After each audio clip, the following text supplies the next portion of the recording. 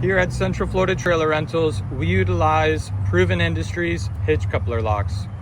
If you received one of these locks during your rental, your key will be attached to your keychain. Here's some simple how-tos to operate. If you rented one of our car haulers and were provided a hitch coupler lock, this is a simple how-to to remove it. Use your designated circle key to unlock the puck. Your top cover comes off, your inner piece comes out. To reinstall, your first piece goes in here, facing out, latch goes down, your cover goes over both of the ears,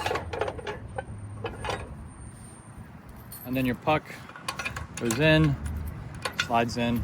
If you rented one of our enclosed trailers and were provided a hitch coupler lock, this is the simple how-to to operate. Take your designated key, find the slot, unlock the puck, top cover comes off. To reinstall, the first piece goes in facing out, your pin goes back in, cover goes over the top,